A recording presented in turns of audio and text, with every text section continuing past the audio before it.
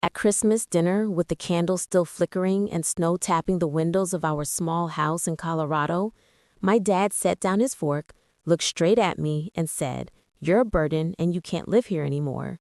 The room froze. Even the gravy on my plate felt colder. I didn't shout or break.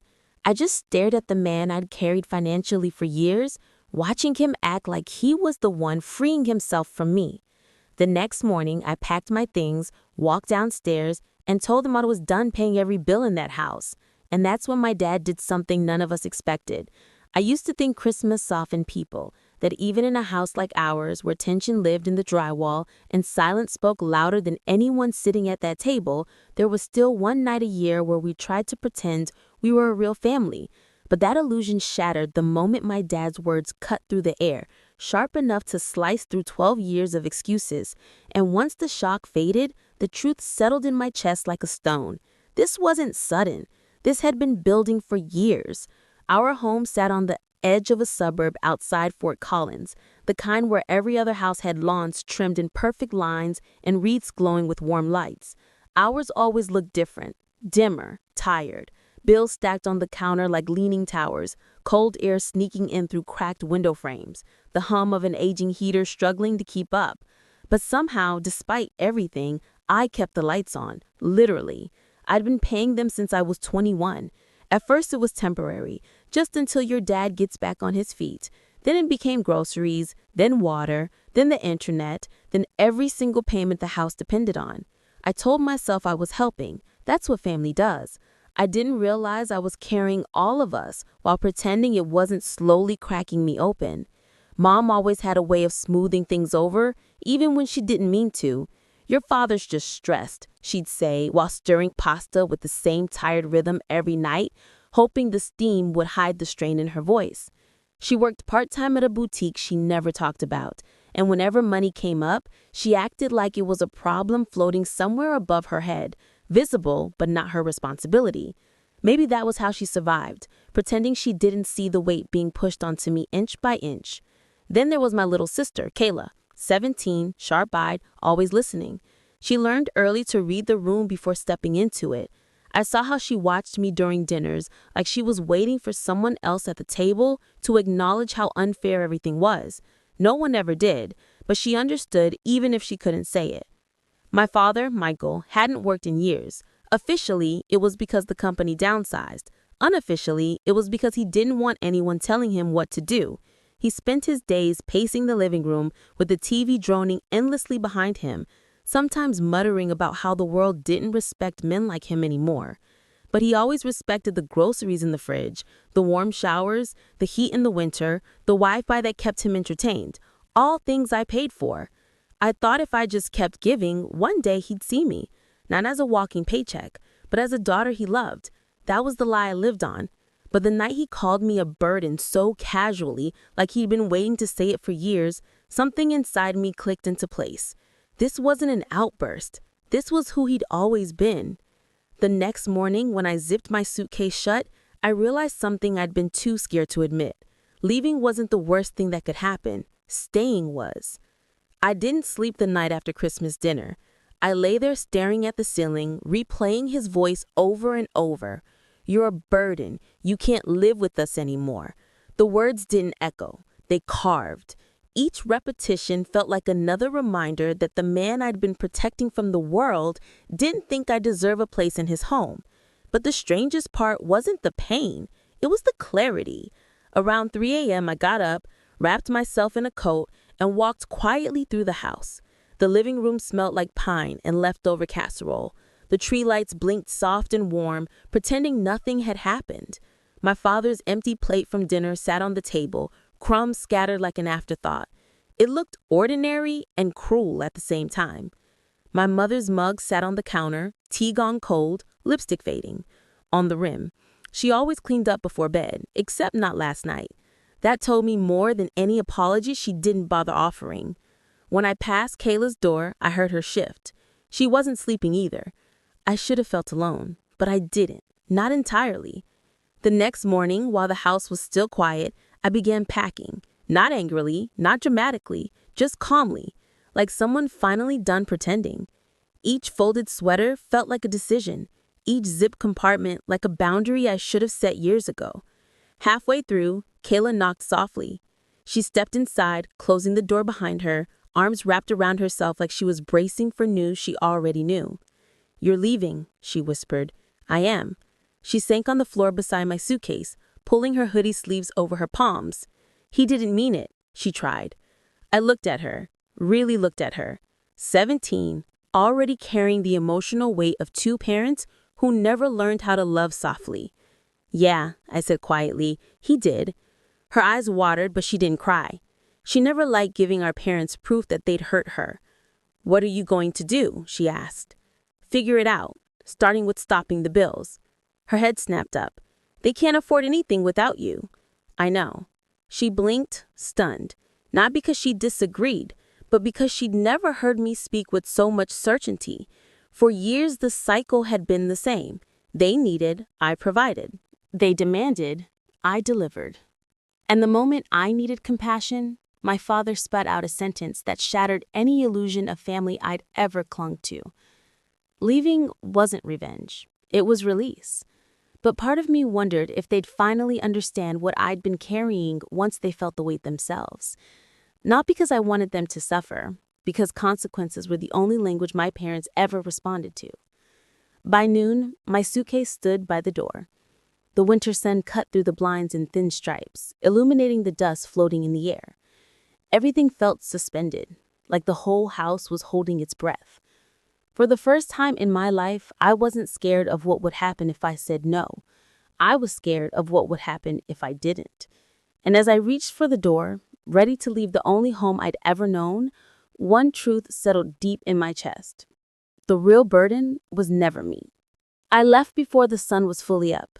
The sky had that pale winter gray that makes everything feel quieter than it really is. The house didn't stir when the door clicked behind me.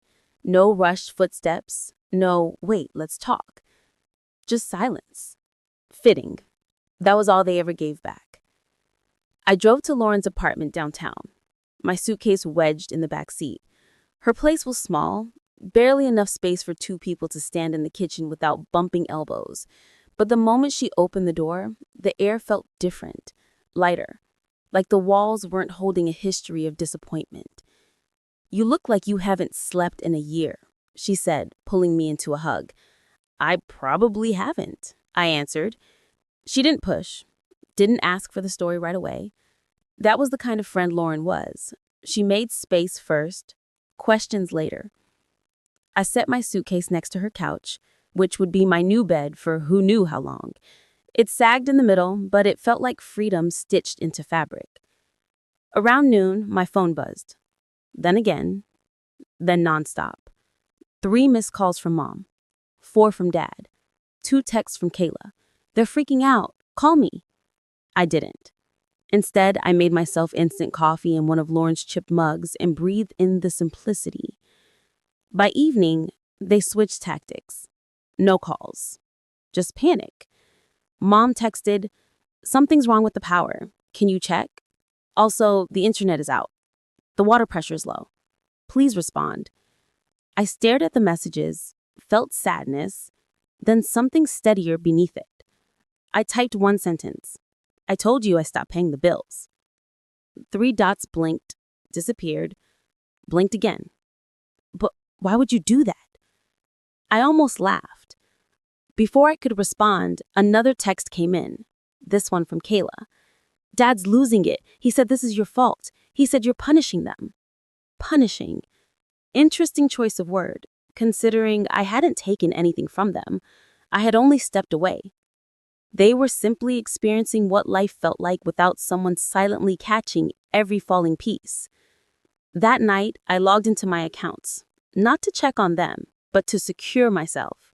I removed my name from every remaining payment: internet, water, electric, all the things that had quietly held the house together while they pretended stability was free. When I clicked confirm, something inside me steadied, a boundary finally drawn clean through.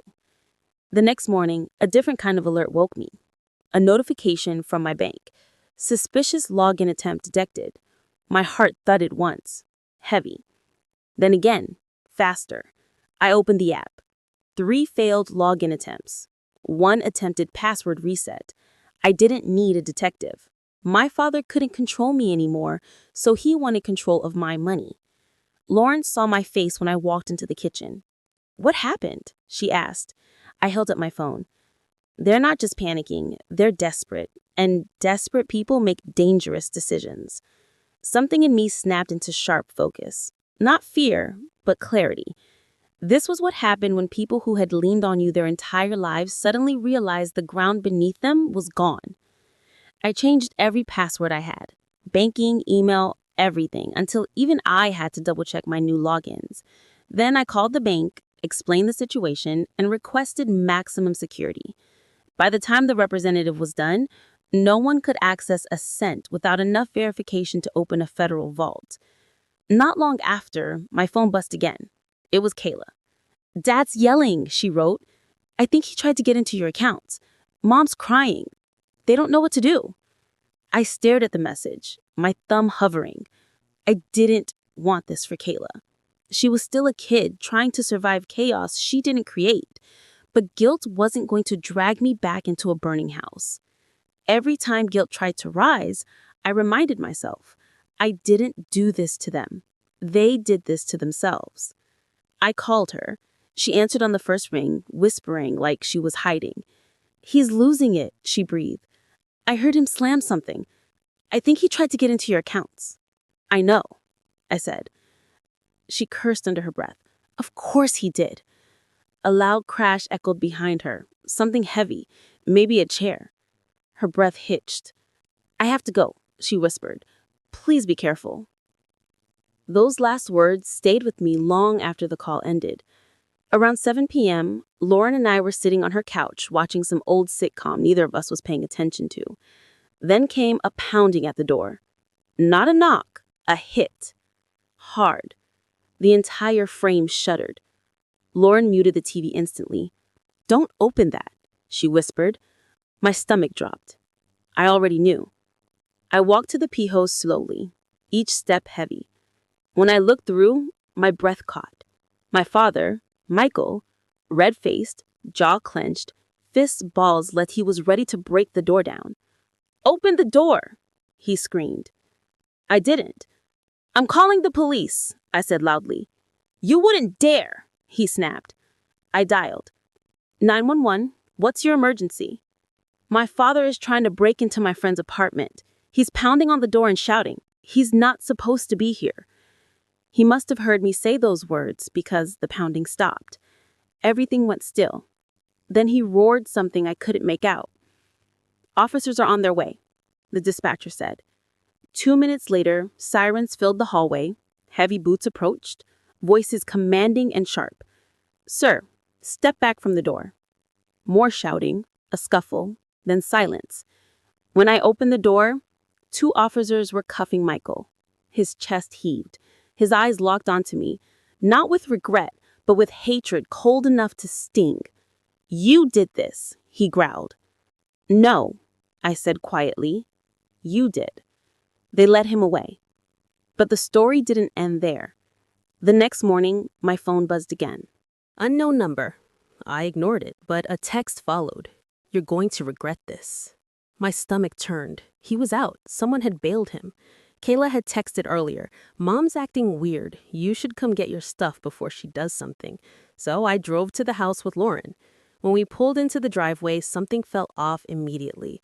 My car, the one I'd left parked safely at Lauren's, was sitting in front of the garage, seat pushed all the way back, glove box open, gas tank nearly empty. "They took your car," Lauren whispered. I stepped out slowly. Mom burst through the door like she was ready to scold a child. "You called the cops on your father. Do you have any idea what you've done?" "You stole my car," I said, steady. "It was just sitting there, unused. We needed it." "That doesn't make it yours." Excuses poured out of her like water from a broken faucet. "I want my keys," I said. "I don't have them." "Then you won't mind if I call the police again?" Her face flickered. Fear, guilt, then anger. She stormed inside, returned, and threw the keys at my feet. "Happy now?" "No," I said, "but I will be." Inside, Kayla rushed toward me. "Mom took your laptop," she whispered. "She pawned it." My chest tightened. "Where is it?" "She said she needed money. I tried to stop her." I turned to my mother. "Did you pawn my laptop?" She didn't look guilty. She looked annoyed. "You left it here. That makes it ours. We needed the money." And that was it. I pulled out my phone and dialed the police. Her eyes widened. "Don't you dare." "Hello," I said calmly. "I'd like to report stolen property." When the officers arrived, my mother cycled through every tactic: denial, tears, guilt tripping. But Kayla told the truth. They cuffed her in the driveway while neighbors peeked through blinds. The winter air cut sharp as she sobbed, saying things no mother should say. I didn't move. Inside me was a calm so deep it almost frightened me. It wasn't victory, it was release. Kayla helped me gather the rest of my things, hands trembling slightly. "You're really leaving," she whispered. "I already left," I said. She nodded. "When I'm 18, I'm coming too." And I believed her. As Lauren and I loaded the last box into her car, headlights appeared at the end of the street. Michael stepped out. I didn't flinch. "If you come near me again," I said through the window, "I'll file a restraining order." His jaw clenched. "You think you're better than us?" For the first time, I know I am. We drove away. I didn't look back. In the weeks that followed, everything once tangled slowly unraveled. My mother faced legal consequences. My father bounced between short-lived jobs and angry calls I never answered. I blocked them before the voicemails could stack up. Kayla kept me updated quietly. The house went cold, literally, after the utilities shut off. Eventually, they lost it entirely and moved into a rundown apartment with thin walls and flickering hallway lights. Not dramatic, just predictable. Meanwhile, I signed a lease on a small Denver studio with huge windows and no ghosts in the corners. I learned how peaceful silence can be. Kayla counted the days. When she finally turned 18, she called me from a bus stop breathless and free. I drove to get her. She slid into the seat beside me and whispered, "We made it." And for the first time, I believed her. Pain didn't define our story anymore. Choice did. If this story resonated with you, make sure you like the video, subscribe to the channel, share it with a friend, and comment your thoughts or the biggest lesson you took away.